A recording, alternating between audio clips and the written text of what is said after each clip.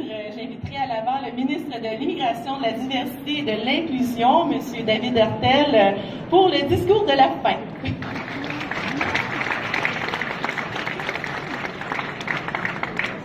Alors, bonjour. Alors, je vous encourage, petit mot d'encouragement. Il reste 9 autres discours. Alors, on est à la mi-chemin. Alors, vous en faites pas. Alors, je tâcherai d'être bref, 3-4 heures max. Bon, écoutez, d'abord, je vais y aller. Mon discours va être un peu une structure différente. Et au lieu de saluer tous les dignitaires après l'autre, je vais plutôt vous dire justement le genre de partenariat qu'on fait avec toutes ces magnifiques organisations pour vous dire comment justement, et comme Montréal International nous le rappelait, depuis octobre dernier, le ministère de l'Immigration est un ministère à vocation économique.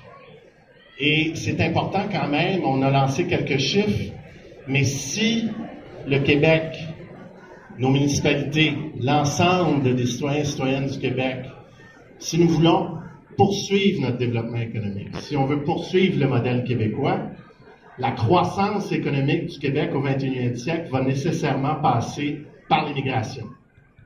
L'immigration est une solution. L'immigration n'est pas un problème. Et l'immigration est une des solutions fondamentales, avec d'autres, pour s'assurer qu'au 21e siècle, on poursuive notre développement économique. D'ici les 10 prochaines années, c'est 1,3 million d'emplois qui devront être comblés au Québec. Ça, c'est le mariage de deux grands facteurs, la démographie québécoise et la croissance économique. On vit une période d'excellente croissance économique. Des taux de chômage records à Québec, par exemple. Saint-Georges-de-Beauce, 2%. On est à moins de 6% en Abitibi. On n'a jamais vu ça en 50 ans. Alors, le maire Labombe parlait de 17 000 emplois comblés. Bien, à travers le Québec, c'est plus de 100 000 emplois qui sont disponibles aujourd'hui, dans tous les domaines, dans tous les secteurs. Hier soir, dans des grandes villes du Québec, il y a des McDonald's qui ont fermé à 19 heures, faute de main-d'œuvre. Il y a des entreprises de haute technologie qui ont besoin de programmeurs, pas un ou deux. Une entreprise à Sherbrooke qui s'appelle ShareWeb qui a besoin de 300 programmeurs demain. Et je pourrais continuer dans tous les domaines. Alors, si on veut poursuivre notre développement économique, il faut revoir nos façons de faire en matière d'immigration. Et c'est pour ça, je commence avec le salon. Bravo, Jonathan. Bravo à toute ton équipe. Bravo à ce que vous avez fait et être un point central de justement, d'avancer justement les pistes de solutions. Favoriser le maillage entre tous les partenaires. Parce que j'ai entendu parler des municipalités, j'ai entendu parler des partenaires économiques, j'ai entendu parler de beaucoup de gens, mais il y a un autre pilier du développement de l'immigration à travers le Québec, ce sont les organismes communautaires. Parler des TCRI, mais j'en vois beaucoup ici dans la salle, il y en a beaucoup qui sont représentés ici, que ce soit en francisation, en intégration, c'est un pilier fondamental de la solution en immigration au Québec pour l'avenir. La Ville de Montréal, la mairesse Plante et le gouvernement du Québec ont annoncé il y a quelques semaines à peine un partenariat historique, 3 ans. On n'avait jamais fait ça avant. Un partenariat de 3 ans. Le gouvernement du Québec, on met 12 millions de dollars. La Ville met 12 millions de dollars. 24 millions de dollars pour, évidemment, le BINAM. Mais ce qu'il y a de fondamentalement différent dans ce partenariat, c'est que c'est la Ville avec les arrondissements qui vont développer des plans d'intégration de l'immigration adaptés aux réalités de chaque arrondissement, aux besoins de la ville-centre. Et le ministère va être un accompagnateur. Donc, c'est pas un fonctionnaire à Québec qui va dicter à la Ville de Montréal comment faire son intégration. Ça va vraiment être un partenariat. Les plans vont émaner de la Ville de Montréal, vont émaner des arrondissements parce que Saint-Michel, c'est différent de Montréal-Nord, puis Montréal-Nord, c'est différent de La Salle. C'est pas la même chose. Alors, on va vraiment avoir une approche intégrée et les fonds pour faire le développement. Québec, Frère Labonge, il a raison. Québec, c'est un magnifique endroit. Ça va faire bientôt 5 ans que j'habite Québec à temps partiel, mais quand même de façon très intense. Et une chose est vraie. Au début, comme il disait, de l'extérieur, parfois, il y a certains éléments, et ça fait un peu miroir à ma relation que j'ai eue avec Régis. Au début, ça peut paraître difficile et froid. Mais quand on apprend à se connaître, c'est extraordinaire, Québec. Et on développe une magnifique relation. N'est-ce pas, Régis? Régis espérait s'être débarrassé de moi quand j'ai quitté l'environnement. Mais là, il se retrouve avec moi. Mais veut pas. Ce que ça incarne, c'est que le ministère de l'Immigration du Québec travaille avec les municipalités. C'est pas seulement la Ville de Montréal. On a des programmes, évidemment, mobilisation, diversité avec la Ville de Québec. Mais on parlait de Montréal International, Québec International aussi. Et il y a des organismes communautaires extraordinaires à Québec, comme le Centre Rire 2000, qui font un travail remarquable en matière d'intégration et d'accompagnement des populations immigrantes. Chambre de commerce. J'ai eu le plaisir, merci Michel de m'avoir invité. Tu parlais du fait qu'on t'a pris, Marie-Christine, pour le binôme. Je veux rappeler quand même que tu m'as pris, mon attaché de presse, pour faire tes communications. Et depuis 2 ans, je trouve que tes communications sont extraordinaires. Alors, mais ce que ça démontre, c'est que pour éviter ce cannibalisme de talent extraordinaire, il faut l'immigration. Il faut aller les chercher, ces talents-là. Et c'est justement ce que ça illustre. Mais le travail d'interconnexion, c'est fondamental. Je vais ajouter un chiffre, moi, qui m'impressionne. Tu ne l'as pas mentionné, tu me permettras de mentionner.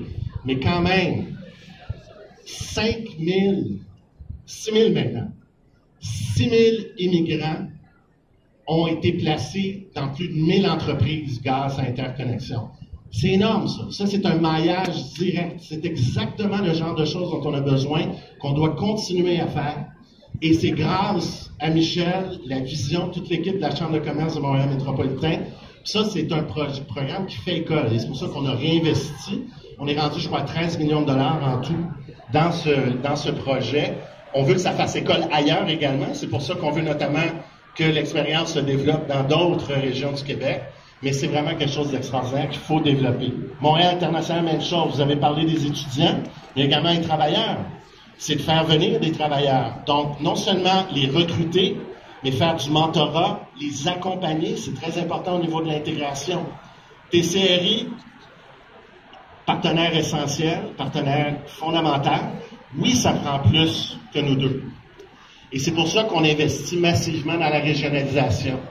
C'est pour ça que c'est important qu'on travaille maintenant tous ensemble avec toutes les régions du Québec, avec les municipalités du Québec, avec les organismes communautaires du Québec. Et c'est pour ça qu'on a investi, c'est pour ça que dorénavant, et on va annoncer ça dans les prochaines semaines et mois, le ministère de l'Immigration retourne dans les régions, avec des bureaux dans plus d'une vingtaine de villes à travers le Québec, avec des agents pour accompagner les entreprises, pour accompagner les municipalités, pour accompagner les organismes communautaires, pour accompagner les immigrants et les immigrantes, pour s'assurer que tous nos programmes, toutes nos nouvelles mesures, c'est plus de 200 millions de dollars de mesures qui vont être mises en œuvre pour permettre justement aux régions de revenir à ce qu'a été le Québec. Et ça, faut pas oublier ça. Et je comprends qu'ici, on prêche à des convertis. Et là, oui, on a tous raconté à quel point nous sommes toutes et tous extraordinaires dans le domaine de l'immigration. Mais il y a quand même un défi que nous avons.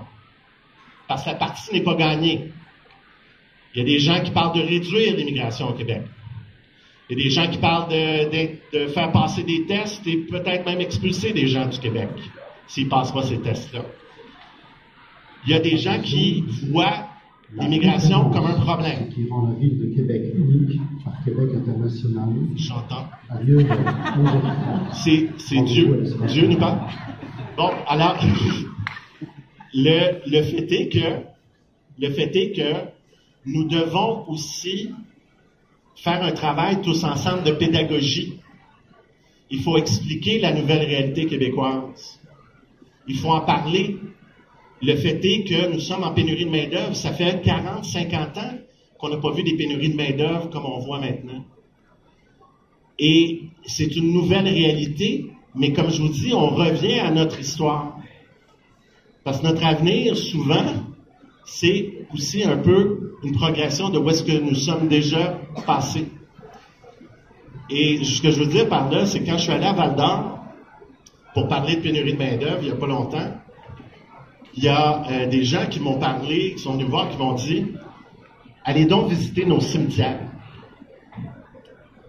Et quand on visite les cimetières partout au Québec, d'ailleurs, c'est pas juste en Abitibi, on voit que l'immigration a construit le Québec d'il y a 75, 100, 150 ans. Et là, c'est seulement depuis 10, 15, 20, 30, 40 ans que, évidemment, parce que les régions s'essoufflaient économiquement, qu'on ne voyait pas l'immigration comme une nécessité, et donc ça s'est concentré à Montréal. Mais là, on revient à l'immigration comme une source. Mais là, il faut l'expliquer. Il faut expliquer c'est quoi la pénurie de main-d'œuvre. Il faut expliquer que c'est nécessaire à notre développement économique. Il faut expliquer que c'est possible d'intégrer, que c'est possible de franciser, que les ressources sont là. Mais ça, c'est notre travail à toutes et à tous ici, de quitter ce salon, retourner chez nous et d'expliquer que l'immigration est une bonne chose pour le Québec, que l'immigration est une solution pour le Québec, que l'immigration a toujours fait partie de la solution pour le Québec. C'est la solution aujourd'hui et c'est la solution demain. Merci beaucoup.